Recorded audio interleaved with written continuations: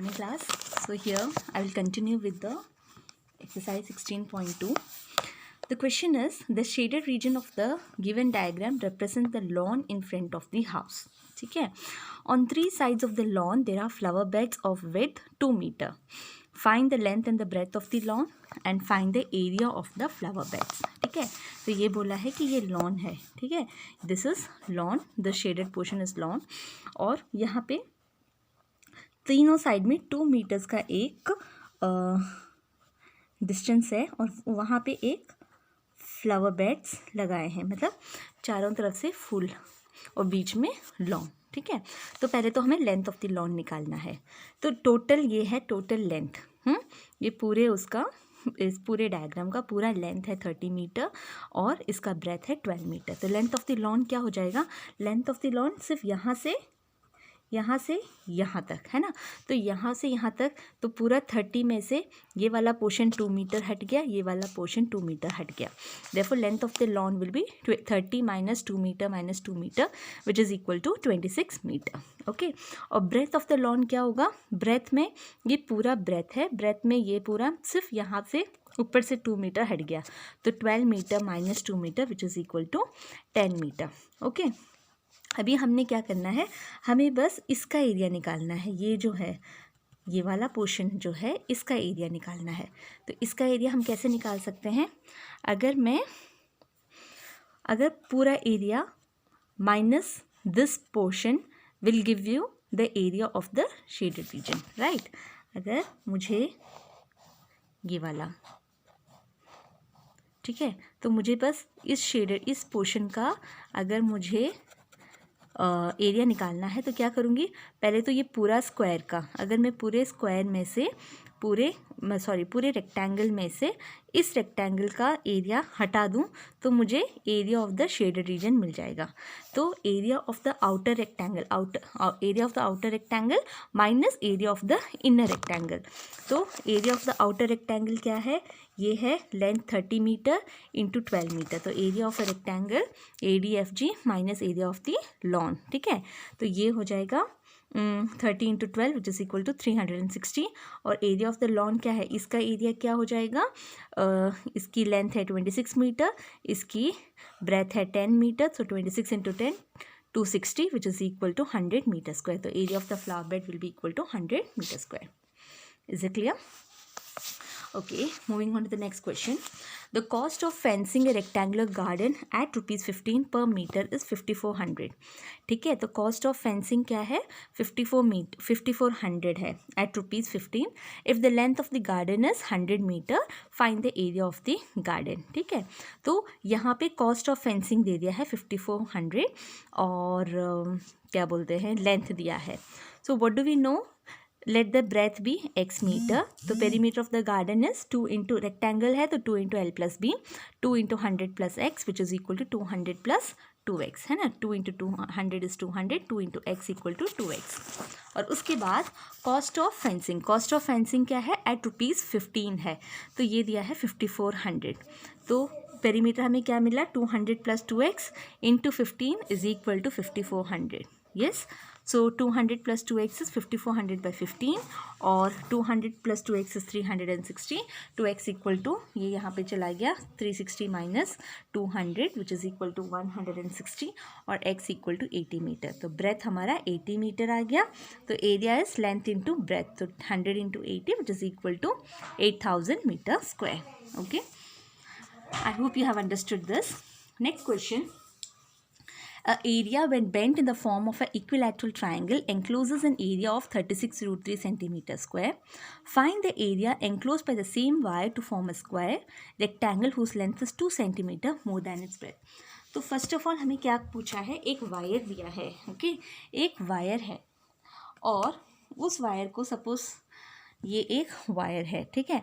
इस वायर को उन्होंने क्या कर दिया है? एक सर्कल, मतलब एक रेक्टेंगल बना दिया.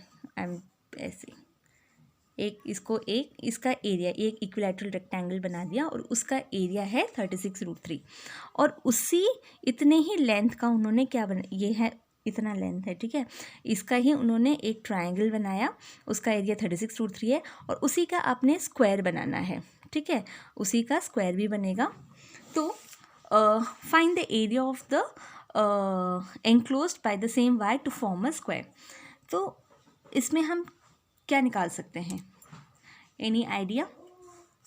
Here area of equilateral triangle is 36√3 centimetre square.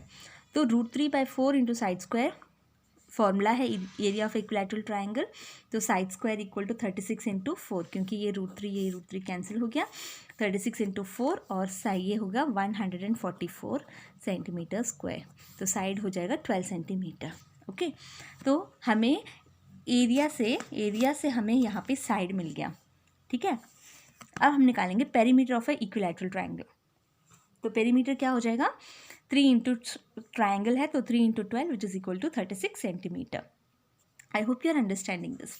अब देखो एक वायर है, इसको सर्कल में फॉर्म किया, एक वायर है उसको ट्राइंगल में फॉर्म किया और उसको उसी वायर को हम स्क्वायर में फॉर्म करेंगे। तो हमारा एक चीज़ कॉमन रहेगा। क्या कॉमन रहेगा?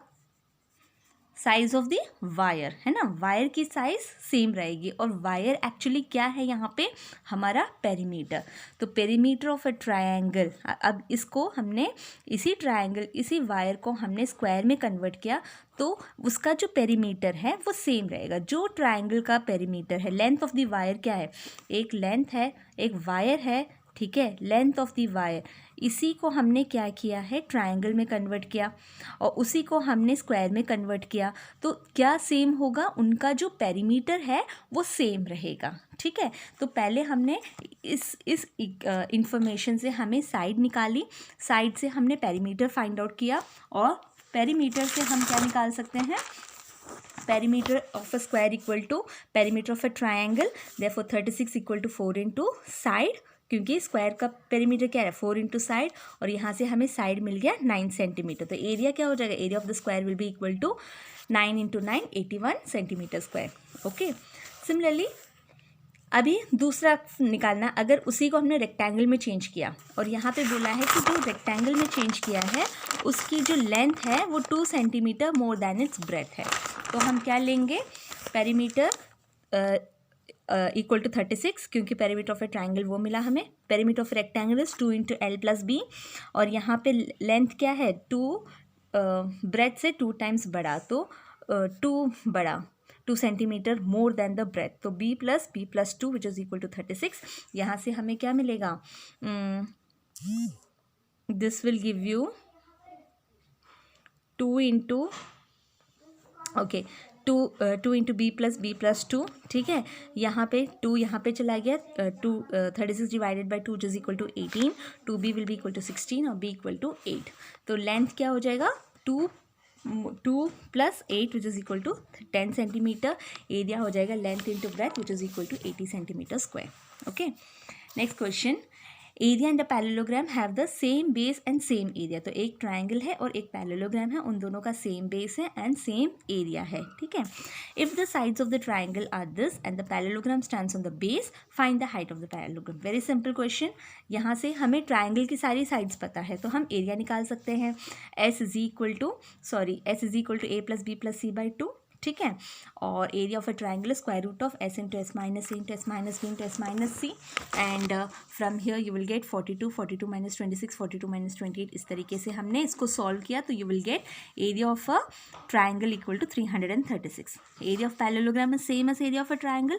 Therefore area of a parallelogram का फॉर्मूला क्या है? बेस इंटू हाइट, और यहाँ पे बेस क्या दिया है? 28। So 336 equal to 28 into h, और h is equal to 336 by 28 which is equal to 12 centimeter. Okay, I hope you have understood all these questions. Thank you.